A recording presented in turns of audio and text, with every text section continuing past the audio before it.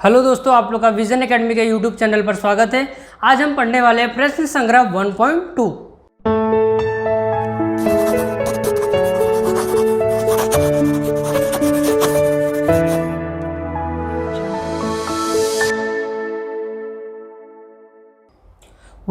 Start करने से पहले देखते हैं कि 1.2 का बेसिक क्या है। बेसिक में सबसे पहला हमारा क्या है, रेखाखंड।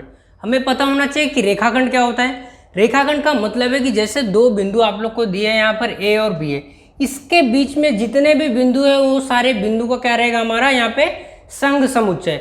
मतलब ए और बी के जो बिंदु है ये दोनों, इसके बीच में जो लाइन ड्रॉ की है हम लोग, वो क्या है हमारा रेखाखंड ए बी। इसको लिखेंगे कैसे हम लोग, यहाँ पे इसको हम लोग लिख सकते हैं रेख ए बी लिखते हैं। क्या लिखते हैं, रेख ए बी। और जैसे हमें दिया है ए बी बराबर 5 सेंटीमीटर, तो हम लोग यहाँ पे लिख सकते हैं लेंथ ऑफ ए बी किसका इक्वल होता है, हमें पता है लेंथ ऑफ ए बी किसका इक्वल होता है, यहाँ पे हमारा डिस्टेंस ऑफ ए बी। ये दोनों इक्वल होता है, 1.1 में हमने देखा था। इसको और लिखते हैं ए बी बराबर, अगर 5 सेंटीमीटर दिया है तो ए बी बराबर 5 सेमी। ये हमारा रेखाखंड है। अब दूसरा यहाँ पे हमारा किरण। अब किरण क्या होता है देखते हैं। जैसे यहाँ पर मैंने दो किरण ड्रॉ किया है, ए बी और दूसरा क्या है बी ए है। अब इसको हम लोग ए बी को बी ए नहीं लिख सकते, किरण ए बी को किरण बी ए नहीं लिख सकते। क्यों? क्योंकि यहाँ पे हमारा एरो किस साइड जा रहा है, राइट साइड जा रहा है। तो मतलब हमारा स्टार्टिंग का पॉइंट हमारा ए रहेगा और राइट साइड में कितने भी आगे बढ़ते जाएंगे हमें वहाँ पर नहीं पता है कि कहाँ तक रहेगा रेखा हमारा। तो ये क्या हो जाएगा हमारा, इसको फर्स्ट वाले को रीड करेंगे हम लोग, किरण ए बी। अब यहाँ पे ए क्या हो जाएगा, फर्स्ट वाले का आरंभ बिंदु हो जाएगा। आरंभ बिंदु क्या हो जाएगा हमारा, यहाँ पे आरंभ बिंदु ए हो जाएगा। अब सेम इसी तरह सेकंड वाले में देखो, इसको हम लोग क्या रीड करेंगे, किरण बी ए। क्यों? बी हमारा यहाँ पे आरंभ बिंदु हो जाएगा, लेफ्ट साइड इंक्रीज हो रहा है, मतलब यहाँ पे क्या हो जाएगा बी ए हो जाएगा। सेकंड वाले में क्या आएगा हमारा, किरण बी ए। और यहाँ पे आरंभ बिंदु हमारा क्या होगा, आरंभ बिंदु क्या हो जाएगा यहाँ पे बी हो जाएगा। तो ये है हमारा क्या, फर्स्ट वाला रेखाखंड और दूसरा वाला क्या है किरण। नेक्स्ट हमारा यहाँ पे रेखा। रेखा सब लोग को पता होगा क्या होता है। तो यहाँ पर देखते हैं क्या है ये। जैसे यहाँ पर मैंने रेखा ए बी बनाया है। अब यहाँ पर हम इसको बोल सकते हैं कि ए बी एक किरण है और दूसरा किरण बी ए है, क्योंकि एरो इस साइड भी है और इस साइड भी है। ये दोनों के संघ समुच्चय को क्या कहेंगे हम लोग, रेखा कहेंगे। यहाँ पर इसको लिखेंगे कैसे हम लोग, रेखा ए बी लिखेंगे। ठीक है। नेक्स्ट है हमारा यहाँ पे सर्वांगसम रेखाखंड। इसमें क्या करना रहेगा हमें, जैसे दो रेखाखंड दिए हैं ए बी और सी डी, जब दोनों की लंबाई समान रहेगी, मतलब जब यहाँ पे लेंथ ऑफ, यहाँ पे यदि लेंथ ऑफ ए बी बराबर होगा किसके, लेंथ ऑफ सी डी के, लेंथ ऑफ सी डी। मतलब हमें जो दो रेखाखंड दिए रहेंगे, मतलब जो हमें दो रेखाखंड दिए रहेंगे उनकी लंबाई अगर समान रहेगी, जैसे ये 5 सेंटीमीटर दिया है, ये भी 5 सेंटीमीटर हो जाएगा। जब दोनों की लंबाई समान रहेगी तो दोनों रेखाखंड क्या रहेंगे, तो दोनों रेखाखंड सर्वांगसम होंगे। तो हम कैसे लिखेंगे इसको, रेख ए बी सर्वांगसम है रेख सी डी के। ये हमारा क्या होगा, सर्वांगसम रेखाखंड हो जाएंगे। नेक्स्ट हमारा यहाँ पे रेखाखंडों की सर्वांगसमता के गुणधर्म। अगर रेखाखंड सर्वांगसम है तो उसके 3 गुणधर्म हैं यहाँ पे। कौन कौन से? पहला गुणधर्म है हमारा परावर्तकता। परावर्तकता ये हमारा पहला गुणधर्म है। इस गुणधर्म में क्या रहता है, जैसे हमें एक रेखाखंड ए बी दिया है, ठीक है, जैसे फर्स्ट वाला रेखाखंड अज्यूम करते हैं ए बी दिया है, खुद रेखाखंड सर्वांगसम होंगे। जैसे रेखाखंड ए बी सर्वांगसम होगा रेखाखंड ए बी के, मतलब एक रेखाखंड रहेगा वो खुद के सर्वांगसम हो सकता है। ये पहला हम लोग का गुणधर्म है। तो यहाँ पे क्या आ जाएगा हम लोग का, रेख ए बी सर्वांगसम होगा किसके, रेख ए बी के। ये हमारा पहला गुणधर्म है। और दूसरा गुणधर्म यहाँ पे हमारा क्या है, सममिति। दूसरा है हमारा क्या, सममिति। इसमें क्या रहेंगे, हमारे दो रेखाखंड दिए रहेंगे, जैसे रेखाखंड ए बी है और रेखाखंड सी डी है। इसमें क्या है, अगर रेखाखंड ए बी सर्वांगसम होगा रेखाखंड सी डी के, रेखाखंड ए बी सर्वांगसम होगा रेखाखंड सी डी के, तभी रेखाखंड सी डी भी सर्वांगसम हो सकता है रेखाखंड ए बी के। जैसे यहाँ पे क्या लिखेंगे इसको, यदि रेख ए बी सर्वांगसम होगा किसके, रेख सी डी के, रेख ए बी सर्वांगसम होगा रेख सी डी के, तो क्या आ जाएगा, रेख सी डी भी सर्वांगसम होगा किसके, रेख ए बी के। ये हमारा क्या है, दूसरा गुणधर्म है सममिति। अब तीसरा गुणधर्म इसमें हमारा क्या है, संक्रमकता। क्या है हमारा तीसरा गुणधर्म, संक्रमकता। ये हमारा तीसरा गुणधर्म है। इस गुणधर्म में क्या रहता है हमारा, जैसे ए बी सर्वांगसम है सी डी के और सी डी सर्वांगसम है ई एफ के, तो क्या होगा, ए बी और ई एफ भी सर्वांगसम होंगे। तो यहाँ पे क्या आ जाएगा, यदि रेख ए बी सर्वांगसम होगा इसके, रेख सी डी के, तथा रेख सी डी सर्वांगसम होगा रेख ई एफ के, तो अगर ए बी सर्वांगसम होगा सी डी के और सी डी सर्वांगसम होगा ई एफ के, तो क्या आएगा, तो रेख ए बी सर्वांगसम होगा रेख ई एफ के। ये हमारी क्या है, तीसरा गुणधर्म है। नेक्स्ट हमारा यहाँ पे रेखाखंड का मध्य बिंदु। रेखाखंड का मध्य बिंदु कैसे पता करेंगे, देखते हैं यहाँ पे। जैसे हम लोग को दिया है, क्या दिया है, ए एम बी। ये रेखाखंड ए बी में देखो आप लोग, ए एम और ए एम बी यही दिया है। अब इसमें हम लोग को यदि रेख ए एम सर्वांगसम होगा किसके, रेख एम बी के, मतलब ये वाला जो है इसके सर्वांगसम रहेगा, तब हम क्या कर सकते हैं, इसमें बीच में कौन सा आ रहा है, एम आ रहा है, तो क्या बोल सकते हैं, तो एम यह है रेख ए बी का मध्य बिंदु होगा, इसका मध्य बिंदु हो जाएगा। और एक चीज याद रखेंगे हम लोग, अगर एक रेखाखंड दिया है, ठीक है, एक रेखाखंड है तो उसके एक ही मध्य बिंदु हो सकते हैं, एक से ज्यादा मध्य बिंदु नहीं हो सकते हैं। नेक्स्ट हमारा यहाँ पे क्या, 7th पॉइंट, रेखाखंडों की तुलना। तो क्या आ जाएगा यहाँ पे 7th वाला, रेखाखंडों की तुलना।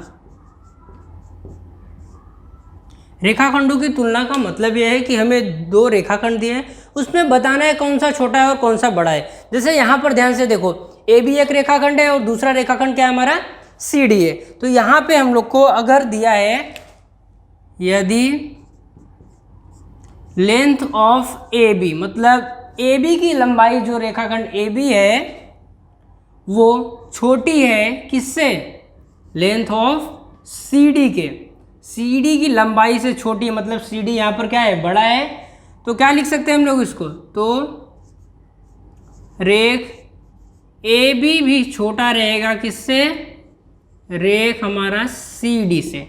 तो क्या रहेगा, इसमें दो रेखाखंड दिए रहेंगे, या तो ये बड़ा हो सकता है या तो ये बड़ा हो सकता है, बस वहाँ पे हमें बताना है। अब हम 1.2 को स्टार्ट करते हैं। 1.2 में पहला क्वेश्चन क्या दिया हमें, नीचे दी गई सारणी में संख्या रेखा पर स्थित बिंदुओं के निर्देशांक दिए गए हैं।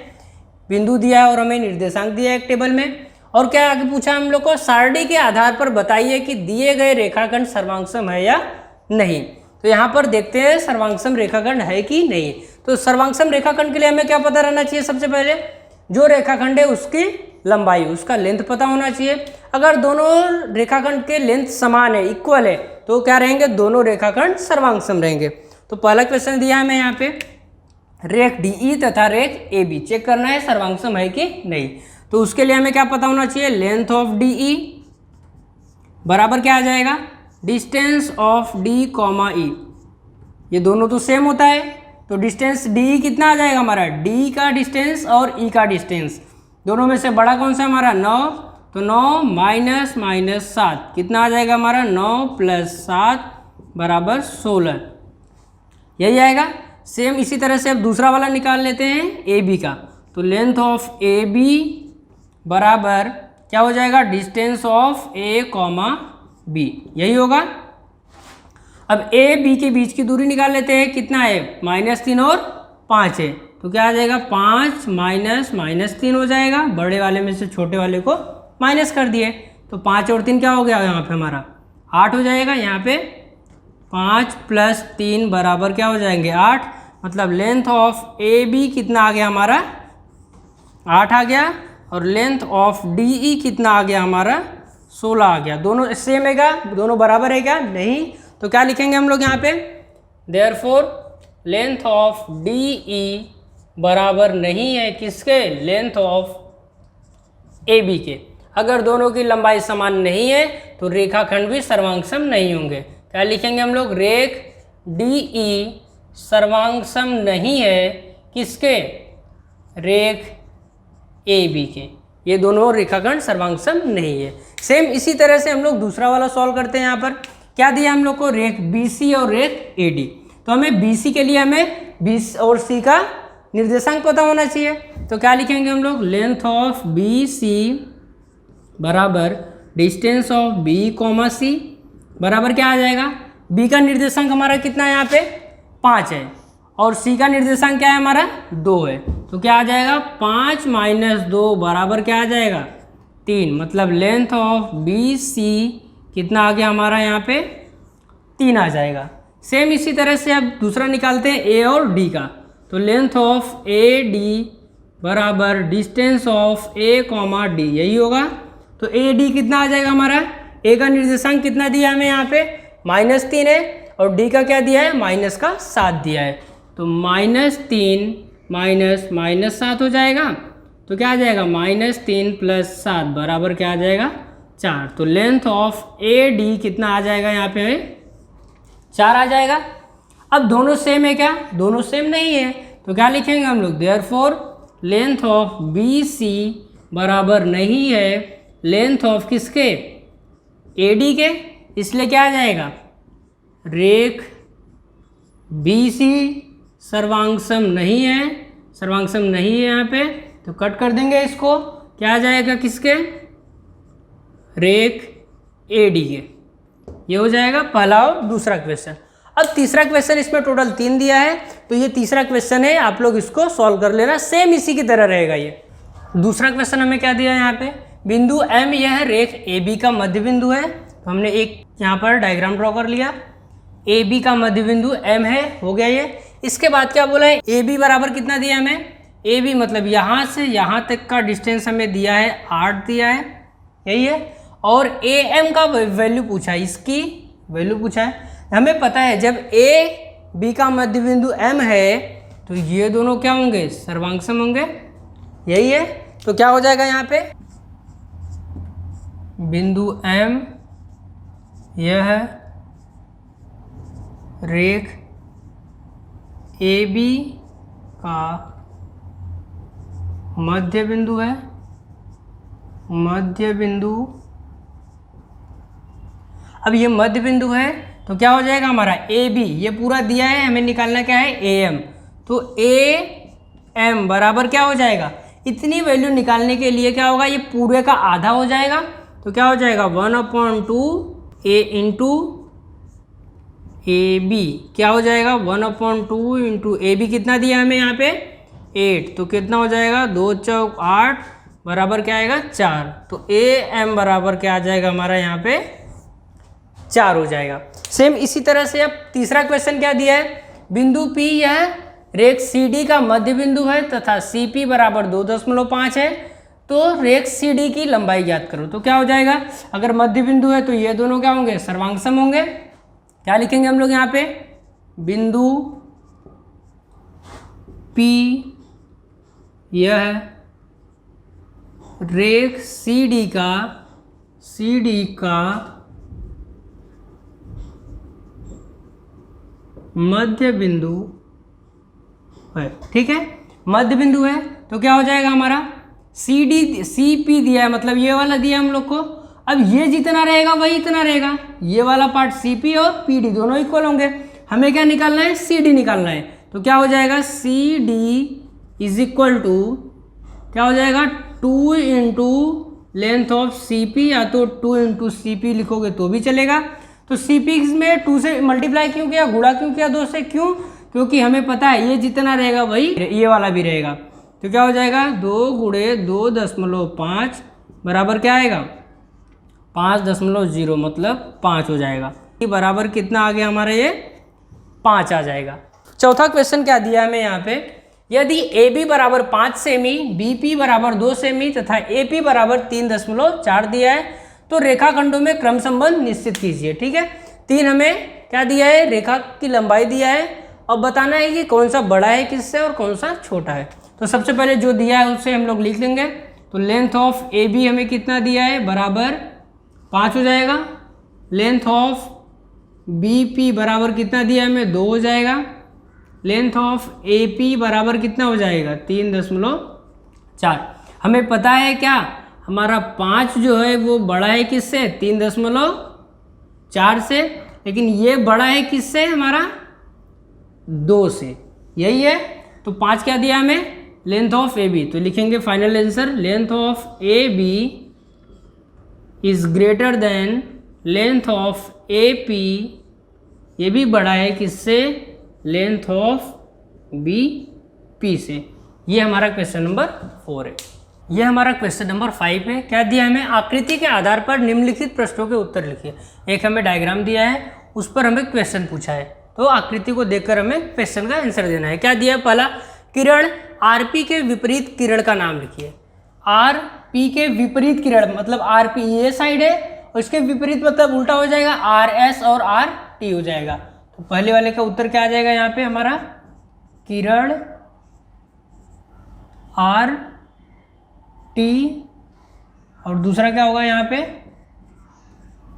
किरण RS, ये दोनों हो सकता है। दूसरा क्वेश्चन क्या है, किरण PQ तथा किरण RP का प्रतिच्छेदन समुच्चय लिखिए। किरण PQ और RP इसका प्रतिच्छेदन समुच्चय लिखना है। अब ध्यान से देखो इसको, PQ मतलब हमारा ये साइड किरण है और RP मतलब हमारा ये हो सकता है कि नहीं, RP अगर मैं ड्रॉ करूँ तो क्या लिखना है हमें, प्रतिच्छेदन समुच्चय जो दोनों में है, मतलब PQ दोनों में आ रहा है तो क्या लिख देंगे यहाँ पे हम लोग, किरण, इसका क्या हो जाएगा, किरण PQ हो जाएगा। नेक्स्ट क्या है हमारा, रेख PQ तथा QR का संघ समुच्चय लिखिए। PQ इसको रफ कर देते हैं, PQ और QR का संघ समुच्चय लिखना है। संघ समुच्चय मतलब क्या होता है, पूरा आना चाहिए उसमें, मतलब यहाँ पे हमें PQ ये पार्ट है और QR मतलब ये पार्ट है, दोनों में सिर्फ PQ आ रहा है, लेकिन हमें क्या करना है, पूरा लिखना है, संघ लिखना है। तो क्या आ जाएगा यहाँ पे, रेख QR आ जाएगा। क्या आ जाएगा यहाँ पे, रेख QR आ जाएगा। फोर्थ क्या दिया हमें, रेख QR यह कौन कौन से किरणों का उपसमुच्चय, QR बोला है मतलब ये यहाँ से इस साइड का कौन कौन से किरणों का उपसमुच्चय हो सकता है, किरण QP हो सकता है, QR हो सकता है, RQ हो सकता है, किरण QS हो सकता है। इस तरह से बहुत सारे यहाँ पे बन सकते हैं। तो हम लोग क्या लिखेंगे यहाँ पे,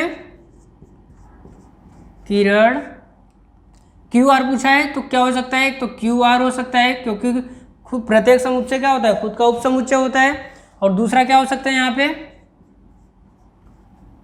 किरण RQ भी हो सकता है इत्यादि, मतलब और भी हो सकते हैं इसके, हमें सारा नहीं लिखना है, कोई भी 2 लिख दो तो भी काफ़ी रहेगा। नेक्स्ट क्या हमारा, R आरंभ बिंदु वाली विपरीत किरणों की जोड़ी लिखिए। जो R से आरंभ हो रही है उसके विपरीत मतलब RP RS हो सकता है। क्या हो सकता है यहाँ पे, किरण RP तथा किरण RP का क्या हो सकता है, RS हो सकता है, RS हो सकता है। और दूसरा क्या हो सकता है, RP का टी भी हो सकता है उसके विपरीत में। और क्या हो सकता है यहाँ पे, किरण आर क्यू तथा किरण आर टी हो सकता है इत्यादि। मतलब इसमें भी और सारे लिख सकते हैं, हमें कोई भी दो लिखते हैं। नेक्स्ट क्या है, एस आरंभ बिंदु वाली किन्हीं दो किरणों के नाम लिखिए जो एस से स्टार्ट हो रहे हैं। तो क्या करना है हमें, एस आर हो सकता है, एस पी हो सकता है, एस क्यू हो सकता है, एस टी हो सकता है। हमें क्या करना है, कोई भी दो लिखना है। तो यहाँ पे क्या हो जाएगा, सबसे पहले किरण एस से स्टार्ट होगा तो एस टी हो सकता है एक तो, और दूसरा क्या हो सकता है यहाँ पे, किरण एस आर हो सकता है। हमें कोई भी दो लिखना है, इसके और भी बन सकते हैं, एस पी भी हो सकता है, एस क्यू भी हो सकता है। तो हमें दो लिखना है, हम लोग दो लिख दिए। नेक्स्ट, किरण एस पी तथा किरण एस टी का प्रतिच्छेदन समुच्चय लिखिए। ध्यान से देखो इसको, एस पी और एस टी का प्रतिच्छेदन समुच्चय मतलब जो दोनों में आए, दोनों में कौन सा पार्ट आ रहा है, कुछ आ रहा है क्या, नहीं आ रहा है, लेकिन ये बिंदु एस दोनों में आ रहे हैं। तो क्या लिख देंगे हम लोग यहाँ पे, बिंदु एस, ये इसका क्या हो जाएगा, प्रतिच्छेदन हो जाएगा। ये हमारा क्वेश्चन नंबर 6 है। क्या दिया है, आकृति के आधार पर निम्नलिखित प्रश्नों के उत्तर लिखिए। हमें एक डायग्राम दिया है, उसके ऊपर हमें क्वेश्चंस पूछा है। तो पहला क्वेश्चन क्या है हमारा, बिंदु बी से समदूरस्थ बिंदु कौन से, मतलब बिंदु जो बी है उससे समान दूरी पर कौन कौन से बिंदु है। अब ध्यान से देखो, यहाँ पे सी हो जाएगा, ये दोनों के बीच की दूरी निकालेंगे तो 4 में से 2 को घटाएंगे तो 2 आ जाएगा। सेम यहाँ पर भी जब हम लोग 0 और 2 है इसके बीच की दूरी निकालेंगे, क्या आएगा, 2 में से 0 को घटाएंगे तो क्या आ जाएगा हमारा, 2 आ जाएगा। मतलब बिंदु बी से सी और ए ये दोनों तो समान दूरी पर है। मतलब इसमें पहला क्या आ जाएगा हमारा, बिंदु ए तथा बिंदु सी, ए और सी दोनों बी से समान दूरी पर है। और दूसरा इसमें क्या आ जाएगा, बिंदु डी। देखो डी से और बी के बीच की दूरी कितना है, 1 2 3 4, मतलब 4 इकाई है, 6 में से 2 को घटाएंगे तो भी 4 निकल जाएगा। और सेम यहाँ पे देखते हैं बिंदु पी, मतलब 1 2 3 4, 2 में से यहाँ पे -2 है तो 2 माइनस -2 4 हो जाएगा। मतलब बिंदु डी और बिंदु पी भी समान दूरी पर है। तो क्या आ जाएगा यहाँ पे हमारा, बिंदु डी तथा बिंदु पी ये दोनों बी से समान दूरी पर है। अब बिंदु Q से समदूरस्थ बिंदुओं की एक जोड़ी लिखिए। बिंदु Q से जो समान दूरी पर है हमें एक जोड़ी लिखना है। बिंदु Q ये है हमारा, यहाँ से समान दूरी पर P भी हो सकता है, R भी हो सकता है, L और U भी हो सकता है। तो क्या आ जाएगा यहाँ पे हमारा, बिंदु R तथा बिंदु P ये दोनों क्या है, समान दूरी पर है। अब तीसरा क्वेश्चन हमें क्या दिया है यहाँ पे, यू वी के बीच की दूरी निकालो, पी सी के बीच की दूरी निकालो, यू बी के बीच की दूरी निकालो, यू और एल के बीच की दूरी निकालो। तो दूरी कैसे निकालते हैं हम लोग, दोनों का निर्देशांक पता रहेगा दो बिंदु का, बड़े वाले में से छोटे वाले को माइनस कर देंगे। जैसे यहाँ पे यू और वी का दिया है तो यू यहाँ पे कितना है हम लोग का, कुछ भी नहीं दिया है और यहाँ पे भी नहीं है, मतलब 4 के बाद यहाँ पे क्या आ जाएगा, 5 आ जाएगा और यहाँ पे क्या आएगा, -5 आएगा। क्यों, क्योंकि एक एक का ही गैप दिया है इसमें, सब जगह 0 है, ये 1 होगा तभी 2 3 4 5 6 एक एक का ही दिया है। तो क्या हो जाएगा, u और v का बराबर, u का हमारा क्या है -5, v का क्या है 5, तो क्या आ जाएगा 5 -5 बराबर क्या आएगा 5 + 5 बराबर 10। मतलब u v का डिस्टेंस कितना आ गया, दूरी 10 आ गया। सेम p और c का दूरी निकालते हैं।